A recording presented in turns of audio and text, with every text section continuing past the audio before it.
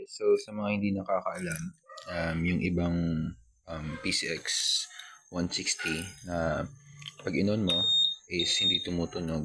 So ito ang gagawin nyo sa remote na sa akin. Since tumutunog to, wait na nga. So ang gagawin nyo, i-off nyo muna to ang remote. Ayan, tumutunog, diba? So make sure na naka-off yung remote. Ayan, pula yan. Pag click nyo ng isa dyan sa baba, i-click nyo agad sa taas. Okay? So, ayan.